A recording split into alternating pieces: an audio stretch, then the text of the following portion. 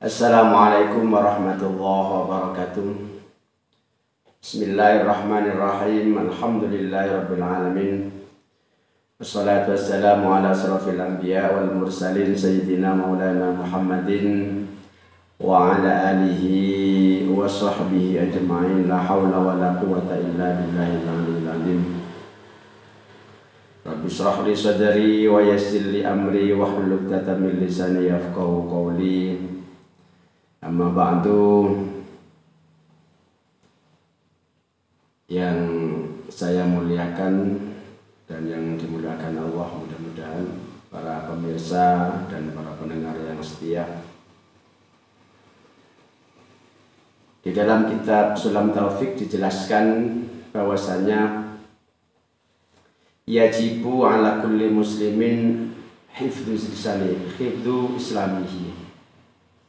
Yajibu ala kulli muslimin hifdzu islamihi.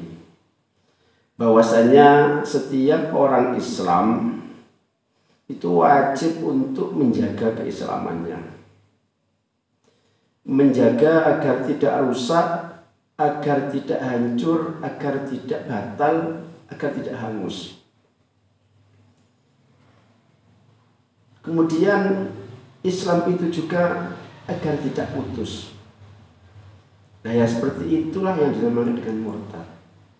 Kita harus menjaganya dengan sekuat tenaga agar Islam kita bisa terjaga dari kehancuran itu, dari kerusakan itu. Karena apa? Karena pada zaman sekarang ini memang banyak yang mempermudah atau membuat kemudahan di dalam perkataannya sehingga dia keluar dari agama Islam atau yang disebut dengan murtad. Makanya kita berusaha semaksimal mungkin jangan sampai hancur, jangan sampai putus, jangan sampai rusak, jangan sampai batal.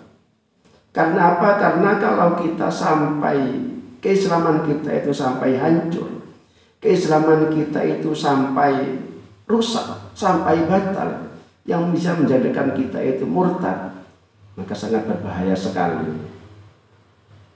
Kalau dalam bahasa Maduranya, hancur pesena telur, hancur. Segala sesuatu yang telah kita miliki selama ini rusak, hangus.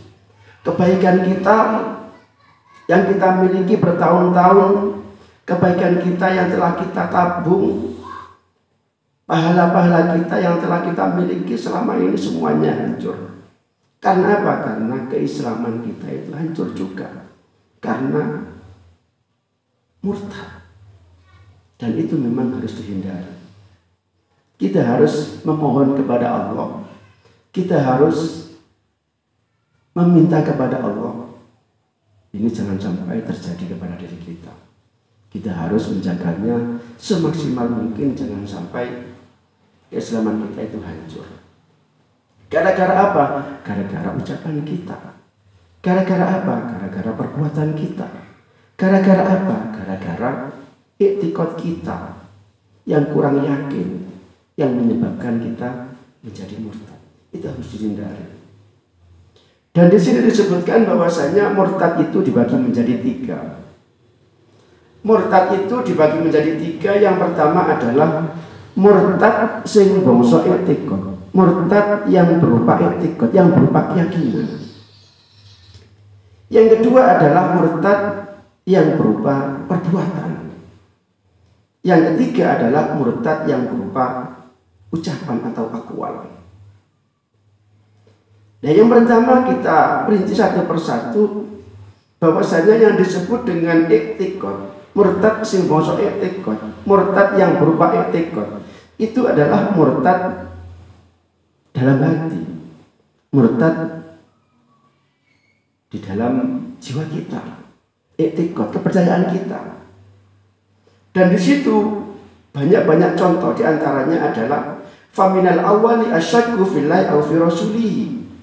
Di antaranya adalah ragu terhadap Allah, ragu terhadap adanya Allah, ragu terhadap Rasulullah, ragu terhadap Al-Quran, Alkitab, ragu terhadap hari akhir, ragu terhadap surga, neraka, pahala, dan siksa. Semuanya ragu. Dan itu menyebabkan kita menjadi orang murtad yang disebut dengan murtad sing bangsa hati, itu yang berupa hati, yang berupa i'tiqad. Kemudian yang kedua adalah murtad sing bangsa af'al, murtad yang berupa perbuatan. Ini kalau murtad yang berupa perbuatan ini biasanya itu jarang sekali buat kita, karena yang berupa perbuatan ini langsung diri kita, ya, seseorang itu langsung menyamakan Allah dengan yang lainnya. Artinya adalah menyembah kepada selain Allah, menyembah berhala, menyembah api, menyembah matahari dan lain sebagainya. Itu adalah murtad yang berupa perbuatan. Kemudian yang ketiga itu adalah murtad yang berupa akwal. Murtad yang berupa akwal itu adalah murtad yang berupa ucapan.